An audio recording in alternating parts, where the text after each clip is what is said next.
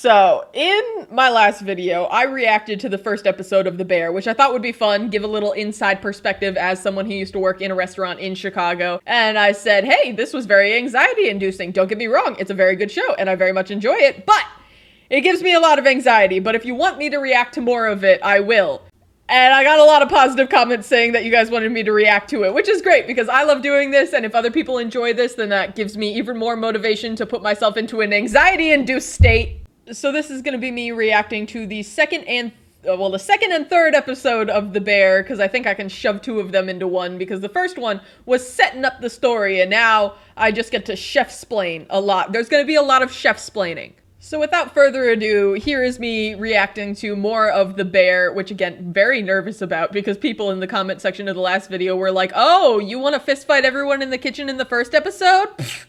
Just wait, which does not make me feel better about doing this. Okay, so this is real fancy food starting out. So I assume this is the restaurant he was working at previous to working at the restaurant he was working at episode 1, I think. Chef's table 38, 2 people. Herd. See, that's why we say the herd, because he's calling out what the tables are ordering, and if you don't get a herd back, then they did not hear you, and that's very common with like the call outs, the person that's shouting out restaurant orders, because the chefs don't really have time to actually read the tickets, so that is a completely different job for someone in that restaurant, especially fancy restaurants. I forgot exactly what they're called. Oh yeah, it's called like the expo person. It's the person that's like, okay, this table ordered these 2 appetizers, these 2 main dishes, and a dessert, but we want them to come out at a very specific time because you can't have the dessert come out first, obviously. So it's like almost like time management of the person in expo knows to call out the appetizers first and which appetizer to call out first, which one takes longer to make, which one takes longer to plate and present and prepare, and then starts calling them out. It's a very difficult job. I never understood it. I don't want to do it. It's horrifying because you fuck up, everyone's mad at you. The kitchen, the customers, front of the house managers, everyone's fucking pissed at the expo dude. Broken sauce, chef. Need a new one. Yes, chef. Dude, broken sauce is garbage.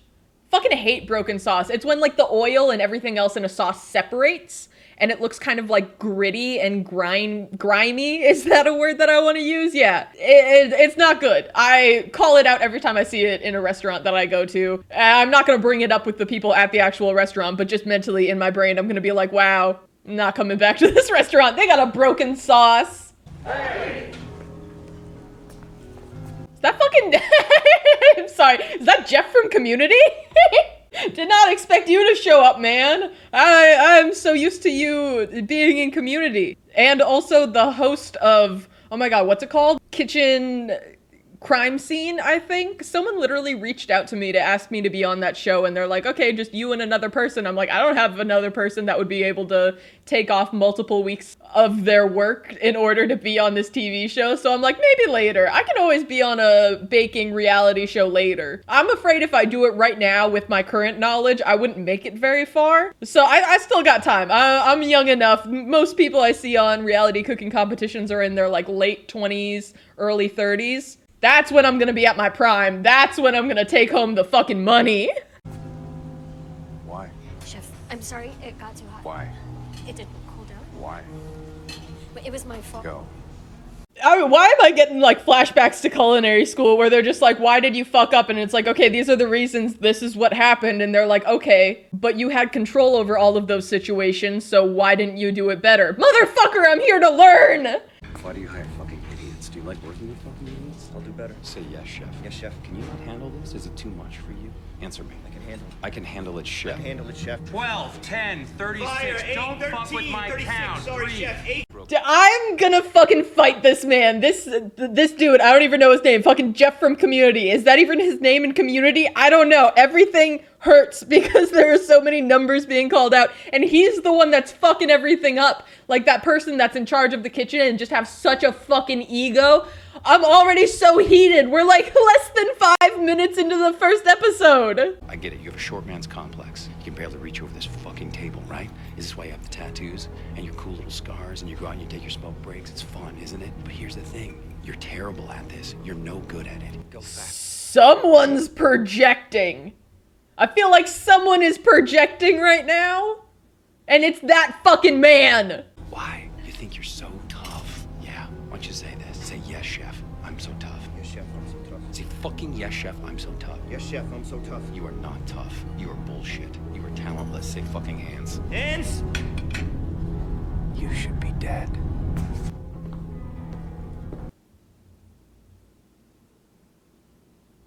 Holy fucking, why did I do this? Why did I agree to do this? Oh my god. What the fuck was that? Who needs, that is literally like, why, what? I'm trying to like, that is what went through my brain to myself. That was my mental illness telling me that I'm a garbage human being and should not be able to make it through culinary school. Who needs mental illness when you have a fucking literal incarnation of fucking self-deprecation? Holy shit! That is not an exaggeration though. There are people out there that care so much about their restaurant and so much about their food that they're that much of a fucking dick. I'm literally speechless. What the fuck? Okay, oh, we're back. Welcome back. Hands! Somebody fucking answer me! Oh my god, and the, fuck, oh my god, we went from one extreme to the other. Oh my god, we went from like pristine fucking kitchen with everyone working their hardest, understanding what's going on, and now we're in this fucking shit show of I saw the most disgusting table ever. That should not ever get to that point. This man's calling for fucking servers to come get the plates. That's what hands is, I believe. Oh my fucking god. Why? Why? I'm already at like the level 100 that I was at the end of the first episode. We are immediately starting with me wanting to physically fistfight everyone in this kitchen. Everyone in both kitchens. Fuck both people in all of the kitchens. Yeah, thank you, chef. It's just a fucking egg on the floor, something, everything's on the fucking floor. This is disgusting. I was gonna say immediately, like, we are doing a deep clean tonight. You are staying after work. I remember staying after work, like, I think when I first got hired, it started becoming harder, like, the further on I was at that restaurant and at that bakery, but on, like, a monthly basis, we would stay later than we needed to. We would do overtime and we would deep clean the bakery. And occasionally, it would be fun. Like, we would make it fun. Like, we would hide something, like, one of our bosses would hide something in the bakery, and whoever found it would like win. So it's like a way to keep it fun, but like you need to do regular deep cleans because you clean as you go. You have like weekly like deep cleans that you need to do. You have daily deep cleans that you need to do because if you just let something sit for a while, it's going to get so disgusting. It's going to be so hard to clean. Like I remember deep cleaning would be like letting my hands fucking dissolve because of grease off. And like the deep cleaners for the oven, but like the oven doors were technically supposed to be clear and they had not been clear in probably several months. Deep cleaning is garbage, but it does need to get done and usually it's results in overtime, but then we all get more money. So you win some, you lose some. I don't know. I went to West Lawrence Avenue and learned every level. West Lawrence? Yeah. You talking about DeVry? Yeah, exactly. Not DeVry. DeVry is a college in Chicago. I obviously didn't go there. I went to Kendall College. I don't know much about it, but I know it's one of those things where it's like, it's a lot of like online classes. They advertise to people that are like, do you need a degree? Did you get your GED? And now you're looking for some higher education, which no hate to that, no hate to those people, but it's very much I don't want to insult anyone that fucking went to DeVry. With Fuck two yourself. spoons? You graduated? Fuck no. You graduated? Fuck no. Does anyone ever order the ice cream? I forgot we had ice cream.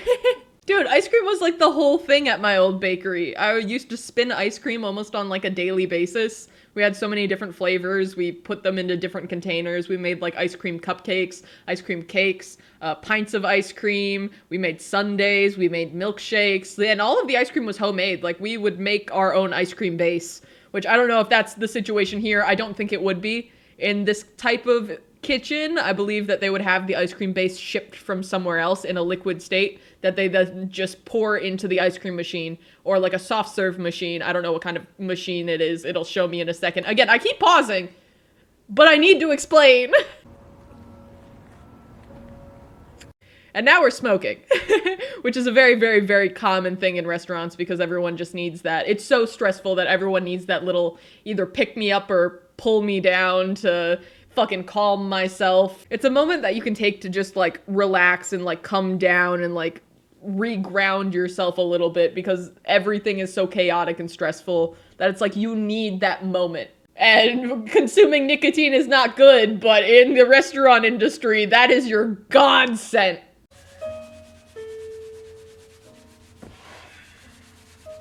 Scrubbing the fuck out of the floor, because I remember doing deep cleans and like all of the, I was always closing, so all of like the cleanliness things or cleaning tasks that we would have to do. It might not like seem like a big deal of like the floor being a little dirty, but I remember specifically coming into work the next day and one of the openers saying that the doors on the lowboy, which is like a smaller refrigerator that has like a tabletop on it, the doors of the lowboy had streaks on them. Not that they were dirty, just that the sanitizer solution left a streak on it. I'm like, what the fuck does that matter?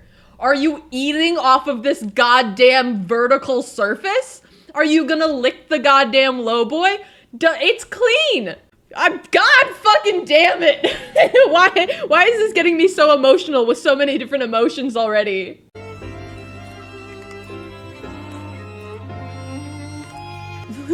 Literally going home from working in a restaurant and feeding yourself a goddamn PB&J is so relatable. It's like you come home from work, you're fucking starving, and you're like, I literally just cooked for 8 hours, sometimes more than that. You want me to now cook for myself? That is one of the benefits of working in a restaurant, is that you do get fed quite a bit because you are making so much food that even if you're not the one making the food, you can usually like sneak an extra of something in the restaurant. Like I remember working on the line for a little bit and we would fry up empanadas because it was the dessert station and then the fryer was right next to it. And it was like, if you're feeling a little peckish, a little hungry, a little snackish, it's like, hey, can you drop in another goat empanada? Because it was goat meat. Because I worked for the goats. Anyway. And just fucking rotting on the couch. You go home, you shove your face with food because you're starving, the cheapest and easiest shit to shove in your mouth, and then you rot until you wake up and you do all that shit over again. I feel like that's every job. Picking up all the flour so her board is clean. She then kneads it until... And he's watching cooking videos. This is insane. That would not be me. As I said before, the reason I literally don't watch these shows is because I used to do the things and coming home and then watching other people do the things that I was just doing. God, no, could not. This man is better than me in so many ways.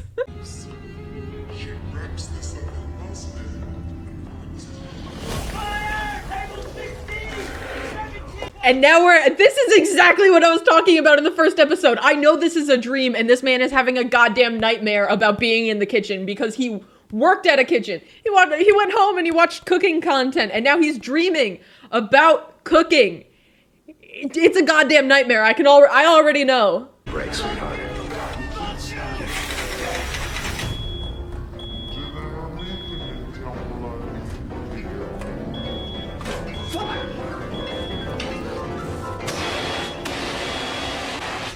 Oh, now is this not part of the dream? And he literally started fucking stress sleep cooking? I was gonna say walking, but this motherfucker is stress sleep cooking! Holy fucking shit, I hate this! There should be 7 layers of pasta. Not me literally taking off the headphones to make sure that my fire alarm isn't going off. I hate the sound of a fire alarm. It's so unnerving, and in my old apartment, they used to go off all the fucking time, no matter what I did. Like, I would literally just be frying bacon, no smoke to be seen from, like, the human eye, and my fire alarm would go off to the point where, like, basically every apartment that I've been in, except for this one actually has good functioning fire alarms and smoke detectors, but every other apartment I have been in that has those shitty fucking smoke detectors, I have had to take the batteries out of, because no matter what I do, it sets it off. I sear any type of meat, I literally fry anything on the fucking flat tops, or not the flat tops, on the countertop, stovetop is the word I'm looking for. My brain is fried from the first like fucking 10 minutes of this episode. In the shoes and the watch, all those Prestons Fuck my life to death. Okay. Okay. I want to do more. I want more to do. Yeah. And I want to get paid. I get paid for stage. And I want to get paid? Are we still staging? Usually stages aren't this long. They're usually maybe like one shift. And then you figure it out, but also I understand why she wants to stay there because she wants to watch it like grow into something big. And he is a very popular chef amongst the community apparently, so wants to work under him. I understand it, but also, girlie, get your bag. You live in Chicago. Do you know how expensive rent is? We both do. Fucking expensive. We're open from 11 to 9. That's dumb. We should be open from 11 to 2 for lunch and 5 to 9 for dinner. That makes sense. Not A too lot much. of restaurants will take a pause or a break in between the lunch and dinner service, just because it gives them that amount of time to finalize everything for the dinner rush and close up everything for the lunch rush. So you get that good little pause in between there. It's really nice if you go all the way through, especially if you're switching up the menu from lunch to dinner. That is very beneficial because otherwise you're going to have people coming in and being like, oh, I want that lunch thing. And it's like, okay, well, it's dinner service now. So you can't get that lunch thing because you had to come in at lunch. It just eliminates that entirely. 27 randomly. There's actually a pretty good layout of just that. Page 27. Yeah, it's mostly graphics. I also have to add that it is very hard to come into a new restaurant knowing that the restaurant could be better, but you're also new, so you should not say shit. Like, the amount of, like, stories I've heard about people getting out of culinary school, having all of this information fresh in their brain and going to a internship or a job and being like, okay, you're doing everything wrong, you're immediately gonna get kicked out. You're telling the person in charge that you're doing something wrong, like, they have had years of experience over you, where your mind might be fresh with all of these ideas and all of these new ideas that they're teaching in culinary school and how things should change and run. But if you come in and you overstep your bounds, you're gonna be fucking gone by the next day. I remember I worked at a cake decorating shop and I came in and I'm like, this place is a fucking mess. I need to do something to fix this because it was at a grocery store. They weren't dating or labeling their cupcakes. They would decorate them, put them in the case, and then they would just stay there until they sold. I'm like, that is not sanitary. We need to start labeling these things. And people would fight me on it. And I'm like, this is for both of us. Like, this isn't good. This isn't healthy. I refuse to buy any baked goods from grocery store bakeries now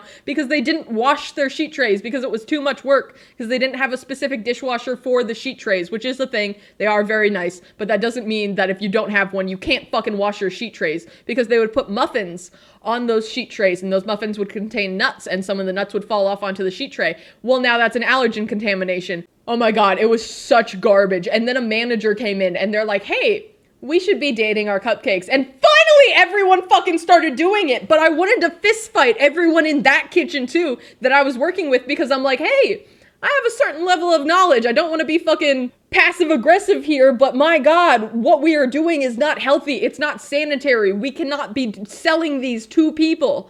And no one would listen to me until you have that level of in-charge power. Rant over. Ron's gone. Gone. Ron's dead? Who is Ron? My partner, Ron Pager, out now. Why is everyone in this show dying? Nancy Chore, Chicago Board of Health. I'm here to inspect the property. Oof! We got a health inspection. Oh shit, surprise! Usually health inspections are randomly a surprise, or someone can call and randomly give you like a health inspection or request a health inspection for your restaurant.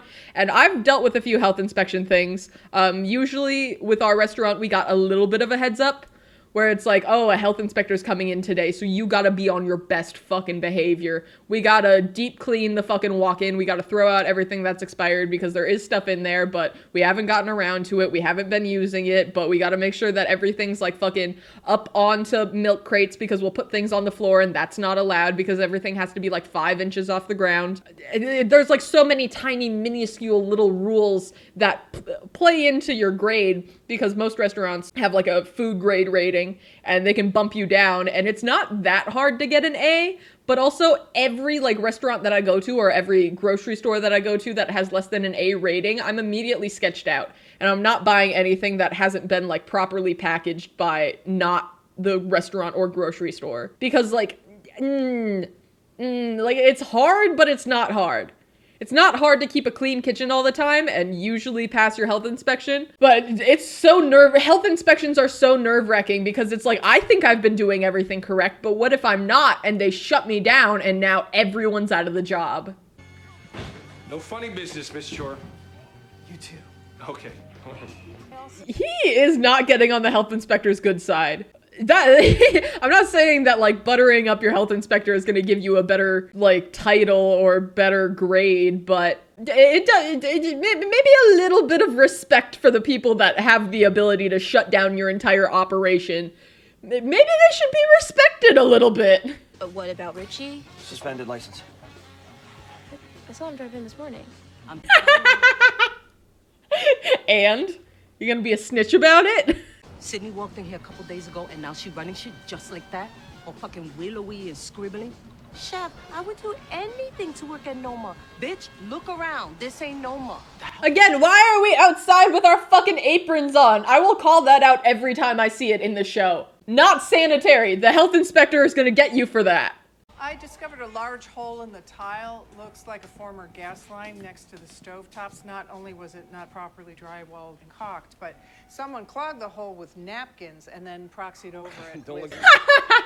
Fucking landlord special the restaurant. You can't do that. Yeah, no, that's not sanitary. Shoving napkins in a hole and then just kind of covering it. The napkins are gonna slowly degrade and might fall in. I don't know exactly what the problem is, but that is a problem. Grease seeped into the napkins and the... Okay, grease seeped into the napkins is also a major fire hazard, and so again, not fucking good. Additionally, no hot water in the hand station. Wait, there's no hot water in the hand washing station? That's not good either. That is very much a health code violation.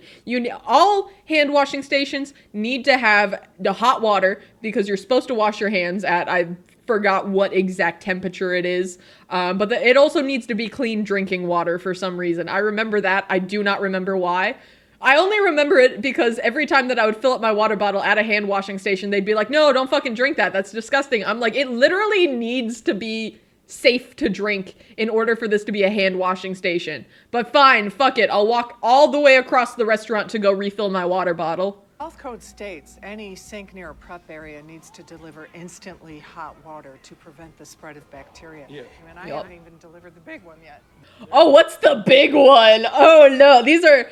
I'm not going to say these are minor infractions, but the things that she's talking about, the two things, the fucking hole in the wall with the fucking fire hazard, cross-contamination type shit, and the non-hot water and hand washing stations are pretty big. These are not like, they are minor infractions, but also, oh God, what's the big one? Someone left a pack of cigarettes on the stovetop near the burners. Yep, not a dangerous fire starter, fire hazard. If nicotine or any of the tobacco falls in the food, then that's fucked. Yeah, no, you can't have drugs in the kitchen, and technically tobacco is a type of drug. Fuck, actually say it again, you fucking idiot. You're about to get fucking power washed, cause Yeah. Unfortunately, these violations lead me to a choice. I award you a C. Yeah, that is not good. C ranking is not good. Again, I look at restaurants and grocery stores that have B ratings and I'm sketched out to go in. A C is barely there. Like, I believe there's a D rating. F is like, we shut you down. You are legally not allowed to sell food anymore because it is like a concern for the general public to buy your food. D rating is like, we're barely allowing you to sell food. And C rating is, well, it'll take no, don't touch that. It will take 5 seconds to caulk. I can caulk. Let me fucking caulk. Stop shouting about cock. God damn. But my license is expired. FYI. Drove in this morning. What? This girl just learning that everyone's fucking driving illegally. The cops have worse shit to deal with in Chicago. They don't care about fucking expired, faulty license, whatever. I will fix it. Fac always fixes it. The kids come in, they break it. What happens? I fix the balls. Fac always fixes the balls. Fix it! I fix the balls! We need to stop talking about cock and balls. My God. You gotta wiggle it. Oh, okay. I should have known that I had to wiggle it. That's on me. It's me that I don't wiggle it. God, I fucking love Sydney so much. She's the only character I remember the name of.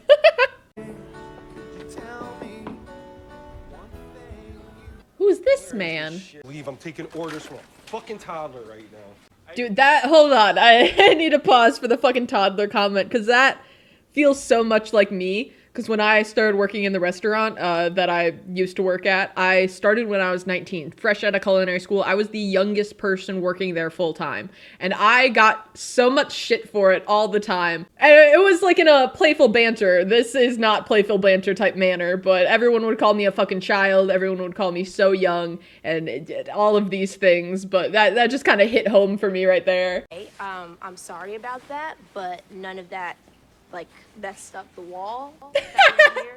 Wait, why didn't Michael want him to work at the restaurant? Because he's a little bitch, probably. Okay, I'm gonna assume the now dead brother, Michael, didn't want him to work at the restaurant because he knew that, like, he was made for more. Like, he knew that he could do better somewhere else. Like, when you are trapped in, like, a smaller restaurant, you're not gonna have room to grow. You just stay at that small restaurant. So he wanted his brother to go out and learn more and do more and be the best of the best and not be trapped in this small restaurant, because especially in family restaurants, I've learned a lot, you don't really get to leave. Like, you work there with your family. And if you leave, then what? Like, you're abandoning your family in a type of way, and he didn't want his brother to feel that way. So no, don't fucking work here. Go live your life. Go live your dreams. Go do better than this. He shot himself in the head 4 months ago. Okay. Information that's pertinent. Oh, yep. Yeah, okay. Yep. You know, even if we got this place packed, that's only like a week of survival cash. Exhausting listening to this. It's exhausting listening to this. It's exhausting to fucking live it, man. I didn't know Michael took money from you. Yeah, he took a lot of money from me. I mean, cash infusions for this place. You know, term loans, which he never paid back. Oh, we are deep in the fucking red. This isn't just we gotta pay everyone for all of the shit that we've been taking, you know, either like utility costs and rent and ingredient costs and stuff. We took out loans. This place really should just be fucking shut down and we start again from scratch kind of thing. I understand the want to fix it, but it is looking at that point where there is no fixing this. It is fucked and you cannot come back from that. It is time to declare bankruptcy. Maybe we can start again. Now I gotta hold you responsible. Is this a fucking mob boss? Hold on. What? Who is this man? I'm flipping in between this is a mob boss loan shark type of dude, or this is their dad. If it's their dad, I'm gonna beat him up. I'll beat him up if he's a loan shark too. 300 grand. Motherfucker, 300 grand could open up a whole new restaurant. I would be able to open up a restaurant with 300. What the fuck are you doing shoveling money into a fucking... His brother literally was shoveling money into a fucking furnace. Like, what? How do you put $300,000 into a restaurant and still be in the red? Like, this is not making enough money. Like, listen to Sydney's plan. We gotta start doing shit. I stopped by to see you. Should have stopped by to break your legs, but you know, I guess I'm becoming forgetful. Again, leaning towards mob boss. Like, whether you like it or not, he's incredibly talented, and we could all learn a lot from him. You know, he was one of Food and Wine's best new chefs when he was 21. Oh my God, he was one of Food and Wine's best new chefs? Is that what you just told me? Dude, fucking... If someone gets awards in things, this isn't even a restaurant thing anymore. Like, this man is just fucking head up his own ass. Imagine someone tells you, like, hey, literally in any profession, this person won awards for their profession. And you're gonna say that doesn't mean shit? I'll fucking physically fight this dude. Still don't even remember his name. I don't care to learn. Like, it doesn't have to be a place where the food is shitty and where everybody acts shitty and feels shitty. Like, it could be a good, legit spot. Okay, you know what, Sydney? You're getting a little aggressive, and I think maybe you should just pause. Fucking, oh my God. I was holding off on talking about, like, the dynamic of, like, men and women throughout their entire interaction, but, like, the whole thing of, like, him getting so mad about, like, her literally just existing, her asking, hey, it would be beneficial and easier if we just go ask someone instead of, again, you having your head up your own ass so far that you're fucking licking the back of your throat somehow. Your fucking head is all the way up here. I don't know, but I'm fucking... The second he said, you're getting aggressive now. As if he wasn't literally about to fight Carmen before this entire interaction happened and they went to go get the fucking cock. I hate this man and I refuse to learn his name. It's just gonna be the fucking man I hate. Man or woman, I'm not discriminating. It's dangerous to get behind the wheel when you're hysterical. The fuck does she keep... The fucking look. I literally just called him out for the fucking... He's like, hey, no, I know I'm about to call you hysterical. I know I think that you're overreacting. But this is not because you're a woman. Think about times in your life. Has any man ever called another man hysterical? I'll let you think about that for a second. Oh, you're scared? What are you scared about? I get it. But you know what? You're gonna do great. I promise. Don't make me get a fucking sweet spot for this man. The fucking personality switch between Sydney and his fucking daughter. Oh my god. Call me after, let me know how it went. Okay. I'm so proud of you, kiddo. God fucking, and he's still wearing his wedding ring. I know he was talking in the first episode about divorce. God, don't make me get a fucking soft spot for this man. Like, I understand, like, his mentality of, like, he's stressed about so many different aspects of life, of not being able to see his kid every single day, getting divorced, having a shitty fucking stressful job, but that doesn't mean you can blow up at other people. I'm not gonna excuse this fucking man's behavior. How old is she? She's 5. Like Carmi. Food and wine's best in the dickhead. And there we go, back to me fucking hating this man. There was a brief little moment where I'm like, I understand him, and I hope he does better and knows better, and now we're back to, fuck this dude. Fuck him. I fucked up with those cigarettes. God, you can't, no. This is so wishy-washy. Now he's taking accountability? What is happening? I got the wrong cock, I think. You did, but I didn't. Fucking hell. Sydney for the win! Woo! Oh, he's going through the plan now. Hooray! I trust Sydney with my life. Who we calling? I wanted to apologize. Oh. For last time. No, you know what? I went to urgent care and they gave me some stuff to put on it and... No, I shouldn't... What? Did Carmen fucking beat up this man? Is this Sugar, the sister's husband? I'm trying to connect the dots without fucking them telling me anything. I woke up in the middle of the night, cooking a bunch of wrapped frozen shit. I almost set my apartment on fire. Does that happen a lot? Sometimes. Did you look at the thing? No, I didn't look at the thing. Pete and I have been going lately, and it's actually been really nice. Yeah, of course Pete would go. Are we talking about therapy right now? Because I definitely think if you're having stress-induced cooking nightmares that make you fucking cook in your sleep, I think therapy is a valid way to go. Really, I have trouble breathing sometimes, and I wake up screaming. What? I know tons of people that cry out of nowhere. No, you're not bothering me, but that isn't, like, unscary. When did the breathing problem start? Maybe sometime in New York. I think those are called panic attacks. I was throwing up every day before work. That is due to anxiety. My chef was a piece of shit. Then why'd you stay there? I don't know. People love the food. Felt good.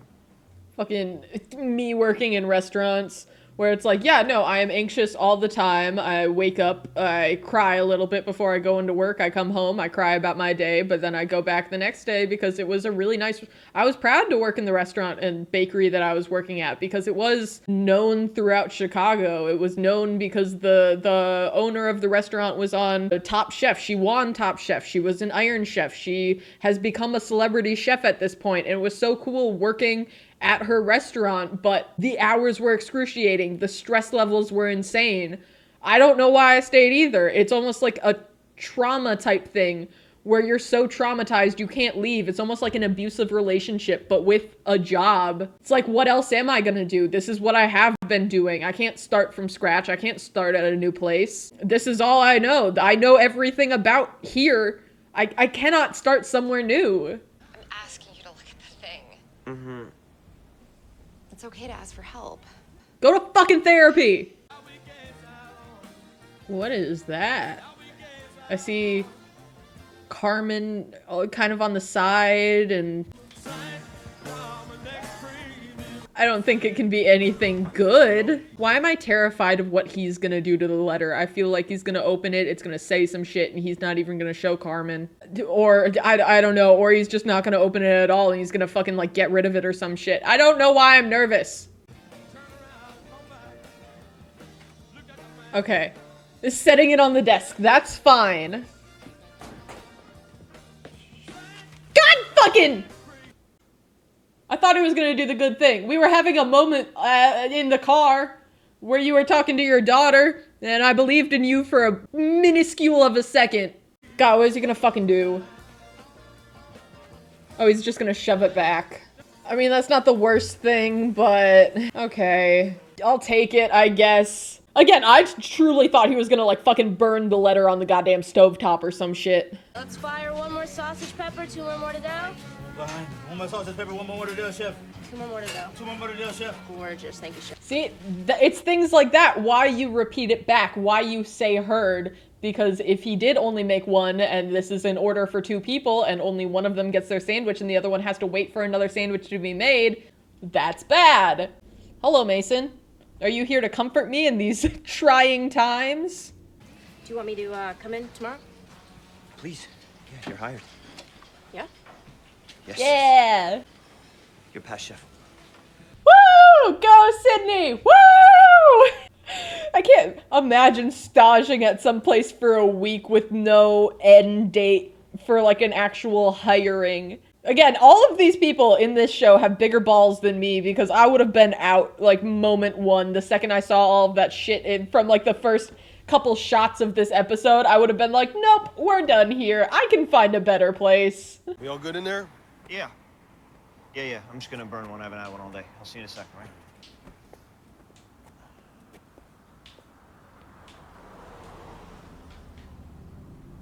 Oh, hold on. Hold on, he's reaching around for his cigarettes. Were his cigarettes the one that got them the fucking the C health rating? That's gonna be it, isn't it? Fucking, I don't want to hit play. I don't want to keep it going. I want him to be good. I want him to not have to feel shame all the time. No, that's definitely what's fucking going down.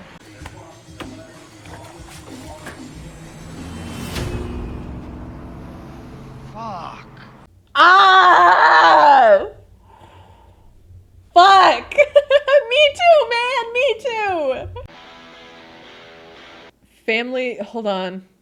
Hold on. No, I fucking have to, like, mentally prepare myself, or fucking, I don't know, do something with my mental state after learning that he was the one that put the fucking cigarettes there. But now we're looking at text messages, family group locator. I thought we were talking about therapy. I still think he should go to therapy, but I don't know what... Is that AI? Anonymous family group look. I don't know what this means! But that is the end of episode 2, so God, hold on. Let me take a small break before I go into the next episode. Because just within the first, like, little bit of this episode had me so fucking... that, like, I need a second, hold on. Okay, took a bathroom break, had a little bit of a snack, had some time to repress the first, like, 3 minutes of the last episode so I can be mentally anguished by the first 3 minutes of this episode. Let's go! God, what the fuck am I gonna be thrown into now? I didn't cause it. I can't control it. I can't cure it. Okay, so I think we're starting with the anonymous family thing. I guess it's kind of like an AA type event where it's anonymous. You go in, you talk about the things that you've experienced, but for grief for family members. I guess is how I'm understanding it. Again, this is literally like the first 30 seconds of the first episode, but it's what I'm understanding. Instead of trying to fix everything, just remove myself from any situation that is or could become toxic. So she's talking a lot about like alcohol abuse, and we have heard a little bit that Michael was kind of on a bit of a bender, I guess, at the end of the life.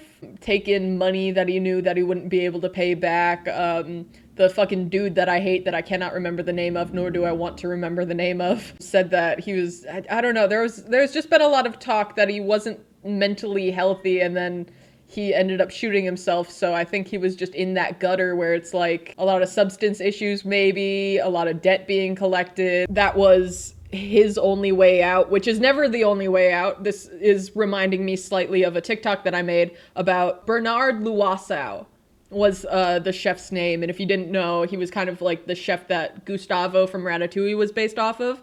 He was in a lot of debt. His rating for his restaurant, Michelin stars, and other rankings for his restaurant got diminished. He lost a bunch of ranks, and he ended up shooting himself in his restaurant because he couldn't handle the pressure anymore. And it's like a story that kind of hits close to home because there is so much stress in the restaurant industry that like sometimes you feel like the only way to get out is through that means and manner, but it's not. There are better things out there.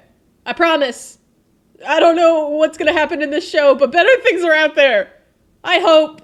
We're down 6 sausage pepper, 5 Greeks, and a ravioli. Let's go. You are down that because you are not firing. Chef, chill. Are you out of your mind? I'm firing like a fucking... Okay, screaming in front of the customers is never good. Don't do that. It doesn't matter what's going on. You pull everyone into the back and you fucking handle your shit, because if you start handling your shit in front of your customers, they're gonna realize that you don't have your shit together and they're not gonna come back. Like, imagine you go into a restaurant and everyone's just fucking yelling at each other at the top of their fucking lungs. Are you gonna walk directly out back that door? Because that's what I would do. Can you fucking... Why are you like this? Buddy, I am stressed. Okay, I have an emotional support cat now, so we can continue the episode. Thank you. So sorry, guys. Thank you for your patience. Hold on, was that a fucking Cisco hat? Cisco is like a food delivery service kind of thing. And the fact that he's wearing one of the fucking hats is funny to me. Shouting, please press the button. Sydney, head in the game. Are you kidding me? Are you? What did he just say about not fucking yelling? Are you good? Yes. Yes? Yes, chef. Thank you, chef. Thank you. God, I hate this. Where it's like, obviously she's not good, but like, what are you gonna say in front of the fucking customers? Like, oh, he's a fucking dick and I don't want him anywhere near me? That's an after-work conversation. Are these little pamphlets he got from... Yeah, these are little pamphlets he got from the meeting place. Because I don't think it's like an AA type thing. I don't think Carmen is the one with like any problems, because otherwise I feel like they would have shown that more. Like if he was like a functioning alcoholic, which don't get me wrong, there are a lot of functioning alcoholics that work in restaurants. That's basically every single line cook. But I feel like they would have shown that more in the first couple of episodes if it were a him problem. Chef, what you doing so early? I could not sleep. So he's up for the bread baker shift, 4 a.m. baby! I copied them out of your books. I mean, if it's too much, I could take it down. No, it looks good. The colors are wild. It gets me thinking. Morning, chef. Oh, that's sweet though. He's getting inspiration. He's getting inspired, and that's what I like about the restaurant, is that you're inspired to make things, especially when you have creativity in the job that you have, like in the restaurant. Like for a while before the bakery got shut down, they asked me to make a macaron recipe because I fucking love making macarons. It's one of my favorite things to make. And I was actively like producing a recipe, and I'm so sad that it never got to be featured on the menu, but I was so passionate about that. It's like, this is gonna be something that I make that people are gonna eat, like a professional restaurant's gonna sell. And like, I got the passion, so I'm so glad that I don't remember his name either. I'm slowly learning the names of the people that I like. We got Carmen, we got Sydney. I think the the dude that fixes things is named Faz. I don't remember, but these are the people that I like. And Bread Baking Boy. I will learn your name the second that someone says it. It takes 12 people to prep that. Makes sense. What is that? It looks like it's some sort of like sesame seed on like a rice paper almost. I'm not entirely sure what these are, if it's like a fruit or maybe a potato, but that does track. That does make sense. There's 4 sets of plum in that. Oh, plum, that's what it is. Yeah, it's a sweet wine from Japan, and you take a shit ton of bottles of it and you just boil the fuck out of it. Reduce it down to like a syrup. Getcha, I gotcha. And you cook it, and you cook it, and you cook it until it becomes a syrup. You know, it takes hours. 2 shifts, 2 different people just watching that shit. Oh yeah, there are some things that is just it. Like in the morning, we used to make a shit ton of brown butter, which is literally just butter that you cook until it starts browning.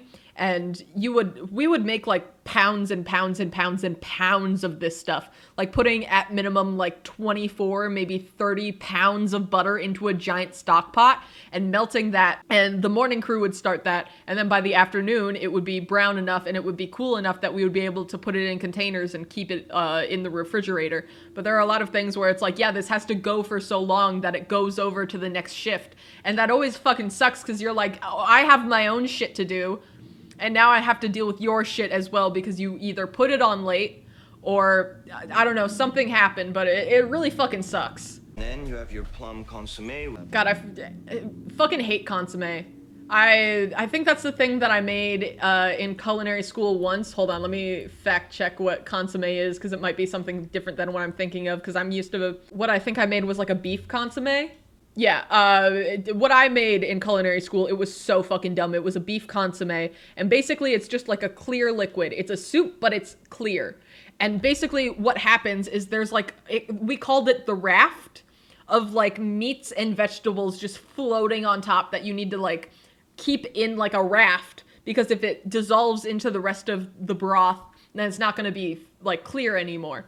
So you gotta like pull that out. And I remember tasting it being like, this is like such a fancy food. Like I'm probably never gonna eat this again because like I'm not the type of person that would order this in a restaurant, but this is probably gonna be really good. And I remember so vividly, it tasted like someone put fucking taco seasoning in water. Like lukewarm water with taco seasoning. I'm like, this is bullshit. It was so dumb. It's so difficult to make for no reason. But what did he say? It's like a plum consommé? Because again, I'm only used to it being like meats. At this place, the chef wanted the gelée to be like the consistency of Haribo gummy bears, which we could never do. Should we? That doesn't sound good. Also, like a gelée should be not as thick as a gummy bear. It should be like a little squishier, in my personal opinion. But again, these people have a lot more knowledge than me. What did you have in mind? Sorry. Old school brigade. You run it. Respectfully, no. You told me that's what you wanted. No, I said I wanted more to do. I didn't say I want to run a Russian gymnastics program. I was gonna say, like, that you asked for more and he is giving you literally all of it. That is insane. We can do it differently, okay? I cannot keep yelling at them every day. We have to cut it out. We have to change the chemistry, right? Okay, so he's learning stuff from this meeting and incorporating it into the restaurant instead of incorporating it into his life. Close enough, man. Sure, I'll give it to you. Bye, Mason. Lost my emotional support cat. How am I gonna do this alone? I will dial business. You are everything else. That's not bad. I feel like maybe I could do that if someone handled the business aspect and I was just in charge of kitchen work. I definitely think I could do that, but it's still such a large ask for someone you literally hired, technically hired like today. Because before this, she was staging. She wasn't officially working there, and now she's working there, and it's like, okay, do everything now. Great, let's go. Now? Now. Yeah, now. Okay. Throwing her to the fucking sharks, but okay. All right, we can't keep operating like this. We got a C. Guys, a C stands for chaos. That can't happen again. Okay, but everything in the kitchen is chaotic. It's slightly controlled chaos, but it's still chaotic as shit. There is never gonna be a restaurant you work at that isn't chaotic as fuck. We're gonna start operating like a French kitchen. That would be... I was gonna say, French kitchen is exactly what is taught in culinary school. I feel like he's gonna get to it, but it's literally just like the standard for high-end kitchens. You got your sommeliers, you got your sauciers, all of these like French terminology, to the point where in culinary school, I basically had to learn French in order to learn how to pronounce these things, what they mean. There's all of the different hierarchies. There's the people that handle the fish, the people that handle the sauces, the people that handle the vegetables and the appetizers, and there's the pastry chefs and the dessert people. And all of these jobs are separate, because if you shove them all together or have multiple people working on like multiple different things, everything's gonna be chaotic. Whereas everyone focused on their own individual niche is gonna prove better results. Okay, this was developed by Escoffier, and I think... Oh, Escoffier? God, why couldn't have this show come out when I was in culinary school? I would have. We did learn about Escoffier in culinary school. He is the type of person that set up this chain of command in the restaurant. I don't remember a whole lot about him. That was one of the things where it's like, oh, I'm not going to actually need to know this in the kitchen. This is just backstory information for how all of these kitchens came to be. Yeah, no, I don't need to know that. Academy, no. I was in a brigade once. What happened? Many people died. CJ? Okay, it's gonna be... that is a different type of brigade, but okay. Guys, this is what real teams do, okay? Everybody takes care of their own station. They keep their own side of the street clean. Okay, he's just literally taking stuff he learned from the meeting and repackaging it to like explain. Well, I guess everyone kind of experienced Michael's death, so they're all in this process of learning how to live with the grief and continue living on after him. So I guess it is beneficial in a way, but it is weird that he's literally taking these words and literally repackaging it into like kitchen lingo kind of thing. Okay, so as you may have heard, we are implementing a French brigade. God, I want to hug her so bad. Like she is so out of her element, and especially as like a young woman of color that, you know, she is, finding that voice to step up to someone and step up to everyone in the kitchen and be like, no, I am in charge now. We need to do this, this, and this is insane. I am so proud of her. I want her to do so well. I am the Sioux. Like hierarchy. No, that is what it is. It's a hierarchy. It's a CDC. Sous chef is underneath. There's different people that hold or have different jobs. Like I was saying, like someone that does fish, someone that does red meat, someone that does chicken, someone that does the salads. Very interesting. I saw like a picture of it once. Maybe I'll throw it up on screen if I can find it, of like the different hierarchies, but it truly is a hierarchy. I'm the Sioux, right? Like, I just follow orders even if it leads to tension and chaos and resentment and ultimately doesn't work. But yeah. The fucking little notebook really has... Hold on. Do I still have my little notebook? So this is my little black notebook from culinary school. This would go... Oh God. This would go in our little front pocket. And so anytime the chef was saying anything important, you would whip it out. You would rip out one of the pens that was in the little sleeve that you have on the side of your jacket, and you would write down everything that they say. So I got notes and notes and notes in here of different things: how to mince garlic, how to brunoise shallots, how to break down a chicken is in here. It's all fucking chicken scratches though, because again, you are writing it down as they're saying it, and you're trying to write down what they're doing, but it's really hard. Compound butter, peeling shrimp, random recipes that I don't even know what the recipes are anymore. I just had to write them down because why the fuck would they give us a recipe? How to poach an egg, like how to fry an egg. French omelets were a really big thing in culinary school. That is one of the things that, like, in order to prove that you have knowledge in the kitchen, you have to make a French omelet, which is very different from an American omelet. There's no fillings in it, there's no cheese, there's no meats, there's no vegetables. It's literally just egg that you like roll into an omelet. It cannot be brown on the outside. It has to be cooked all the way through, but still kind of runny on the inside. It's very difficult to make an actual, real, like professionally done French omelet. I wonder if that'll show up in the show anytime. Tina, you are great. I know you speak English. I've heard you spoke English 5 seconds ago. That's fine. God, I fucking love her so much. You literally drove here. You drove here too. You speak English. I heard you speaking 5 seconds ago. Like, just calling everyone out on all of their shit. I love her. I see so much of myself in Sydney. It's insane. Can I ask who's calling? Yeah, just tell him Nico called. He's got my info. Okay, Nico. Who the fuck's Nico? Hello? I'll hit him. What's that about? Nah, he's just some idiot. I got it. Don't worry about it.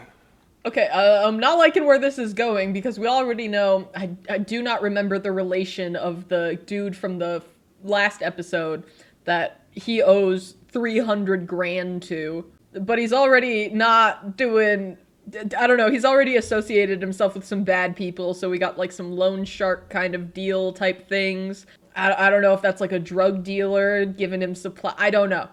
I cannot be positive though. No, I just felt like Michael was alive for a second. Again, I feel like I mentioned this in the first episode, but running a restaurant combined with like the loss of a loved one, the grief of that, I know that would take me out. Like, I would not be able to do anything. So the fact that like he's still doing it is so insane.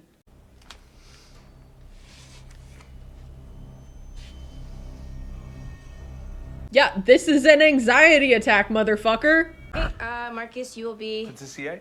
I knew that. That's what I am.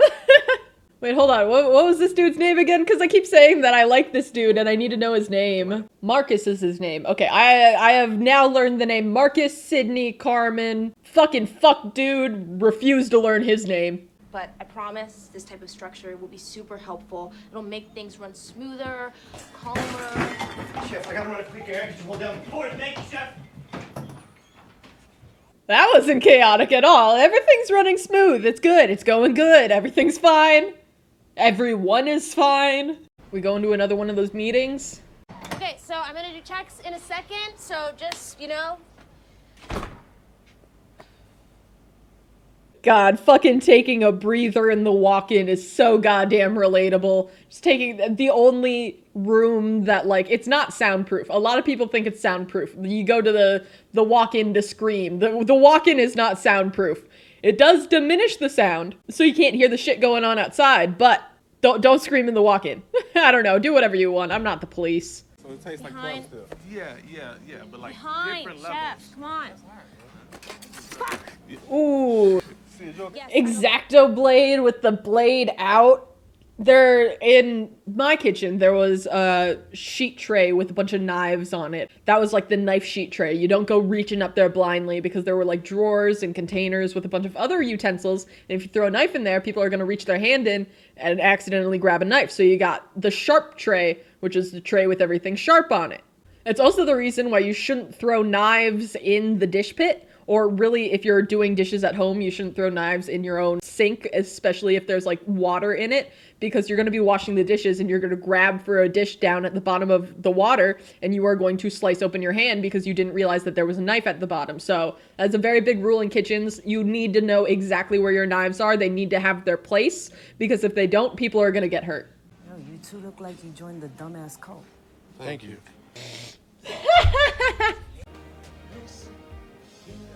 What is she doing? She turned on a burner. I don't know if that was them talking earlier about like, oh, you're supposed to be doing this.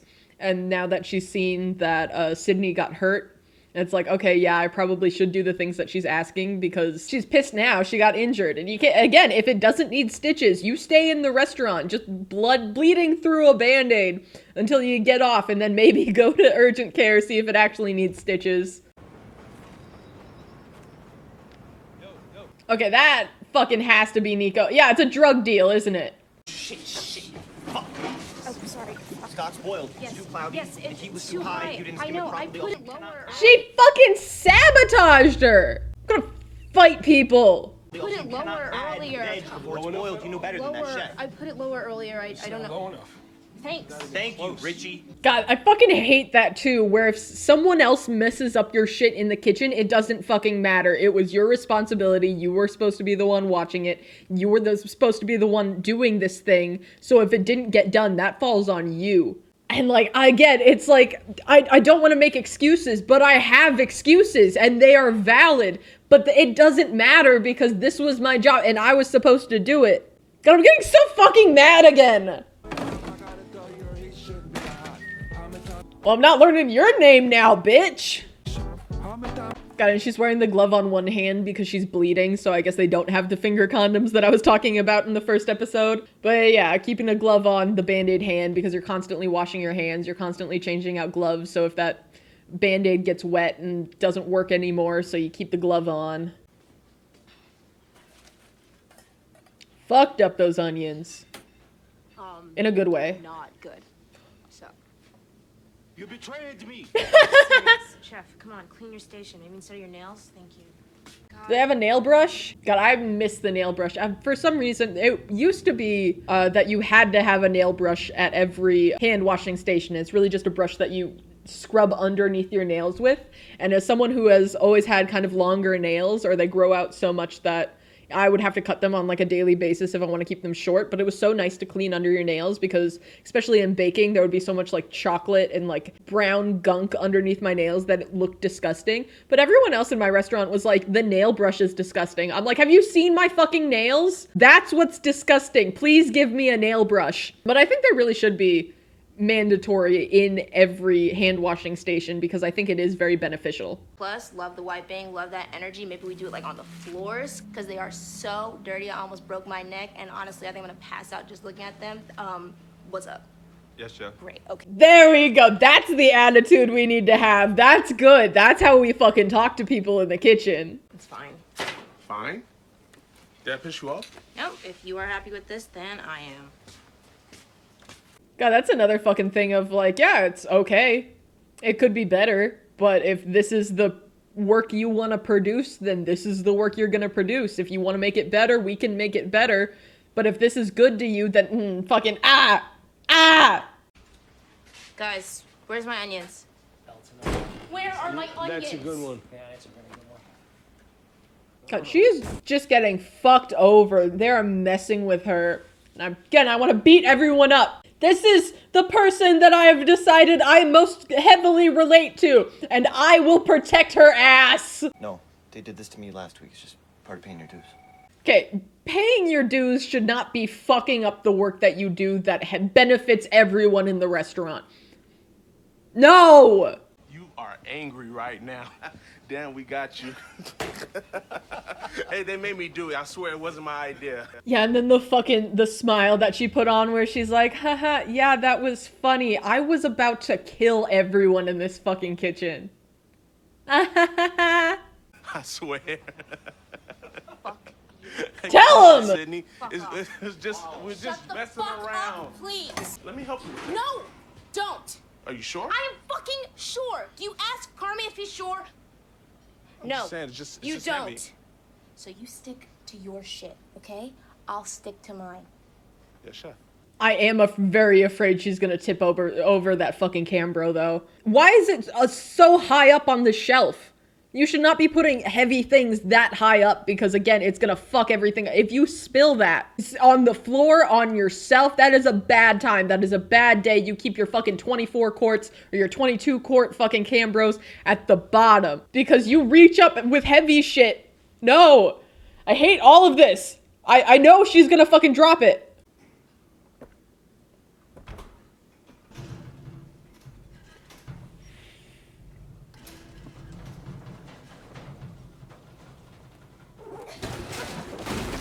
Fuck! God damn, no! I don't want to do this anymore! Ah! Fuck! Oh my god, that has happened to me. I don't know if it has happened on that big of a scale, but there have been times where like I've tried to reach for stuff and I fucking drop it, or I just drop something and you look at it on the floor. I know exactly what's gonna happen. She's gonna stare at it for 5 seconds before flipping her fucking shit, because that's what I always used to do. Because not only is all of that ruined, you have to clean it up too. I don't want to hit play! Fuck, man! Ah!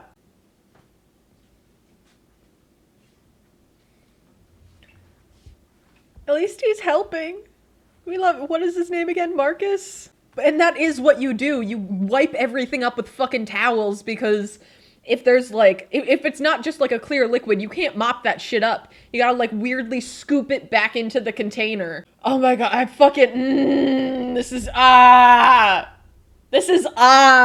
my emotion right now. Cannot put words to it. It's just What are you doing, Mike? My guess, selling drugs as a front for selling food, being a front for selling drugs. I don't think that's true. I really hope it's not true, but that's kind of what it feels like we're building up to. And yeah, she is bleeding through that fucking band-aid. That is definitely gonna need medical attention, but she's working through it because they need her. Physical and mental health do not fucking matter when you work in a kitchen. And it's fucked. It's just the way it is. I wish it wasn't. I wish we could all collectively come together and be like, hey, this isn't fucking healthy, but we can't. I'm mad about it for her, and I'm mad about it for myself! Just fucking numb.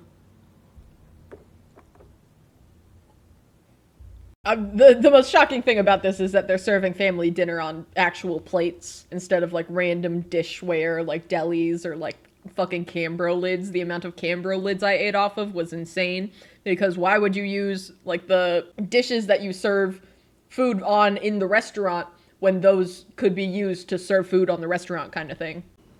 How's bookkeeping? It's a mess. How's our brigade? It's a mess. Yup. At least they're drinking at a deli's. That's relevant. That's normal. You kind of let everybody act like trash and really kind of came at me a little, I guess. I expect more from you. Bitch! I hold you to a higher standard. Shut the fuck up. She's doing her best. You threw her to the fucking wolves. They didn't even respect your ass. They think you think they're gonna respect fucking Sydney? They should. They should respect both of you, but they don't respect either of you. And Sydney's lower on the totem pole. She's younger. She's a woman. She is a person of color. Fucking physically, you have higher standards. You fucking do it, bitch. You couldn't even do it. My neighbors must hate me at this point. I'm screaming so much. This place could be so different from all the other places we've been at. But in order for that to be true, we need to run things different. Hold on, pause. I have to call them out on wearing their aprons outside again. You can't fucking do that! I mean, I think we should probably try to listen to each other. God, the way she's doing this, like, so respectfully and, like, tiptoeing around the fact that she wants to say, fuck you, you threw me to the fucking wolves. I love her. I want to hug her so bad. I can implement things that make this place better. And I don't want to be wasting my time working on another line or tweezing herbs on a dish that I don't care about or running brunch, God forbid. God, brunch is awful. As someone who worked in a bakery in a diner, brunch is fucking rough. You kind of left. Like, you did. Not even kind of. You just straight up left. See, now we're getting into her feeling a little bit more comfortable and being like, no, you did straight up leave me. Good. Fucking hold him accountable. I went to an Al-Anon meeting. My brother, he was an addict. Chef, that is a little too personal, I think. Bitch!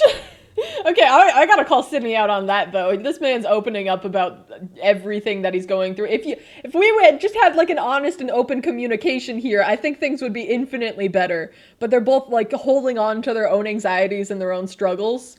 Whereas I feel like in a kitchen, you can just say, no, I'm fucking pissed right now. No one fucking talk to me. No one do shit to me. Like, I am in a not good mental space if I just can work on myself in my own time, doing my own thing in the kitchen. Like, don't get me wrong, I'll respond to you, I'll say shit to you for work, but in the meantime, everyone leave me alone is very valid, and I feel like I've done that a couple times in the kitchen. I feel like other people have done that in restaurants that I've worked at, where it's just like, hey, leave me alone for like 30 minutes to an hour, and my mood will be so much better. Like, that open and honest communication of, I'm struggling and I need help is beneficial in all areas of life, not just restaurant work. Alright.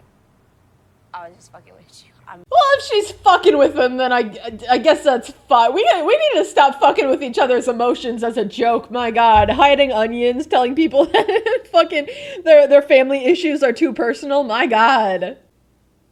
But now I know that you know. See, communication.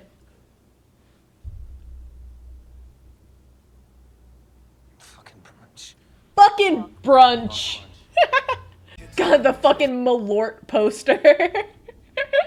Sometimes, like, as I'm watching, I'm like, yeah, I know it's Chicago, but then something will pop up where it's like, I was looking earlier at his tattoo, the 773 area code for Chicago, tattooed on Carmen's arm, the fucking Malort bottle, which is an alcohol that is, like, primarily made in Chicago. It's fucking garbage. It's so bad. Hey, it's me again. Not sure why you're not calling me back, but it's Michael's birthday. And I'm thinking about you. You're not gonna call her back? Just staring out into the lake, remembering his brother. What a way to end the fucking episode. Oh my God.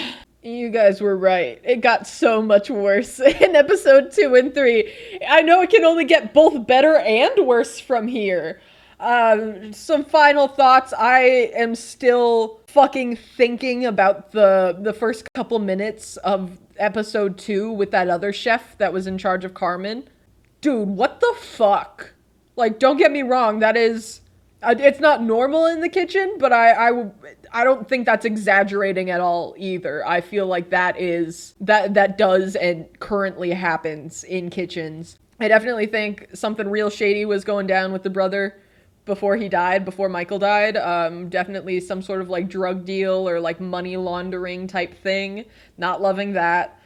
Sydney is an absolute fucking sweetheart. I see myself in her so goddamn much, and I just want to hug her. Carmen's bitten off more than he can chew and is gonna keep going because what else are you gonna do? Fucking fuck, man! It's fucking dumb. I like Marcus. Marcus is nice. Everyone else can go to hell. Especially fuck, man. God damn! Oh, my heart hurts. I feel so much anxiety. If you want me to do more, again, I absolutely will. It's gonna take me a couple days to mentally prepare myself after this. But yeah, thank you guys so much for being here and so much for watching, and I will see you guys when I see you guys next. Goodbye.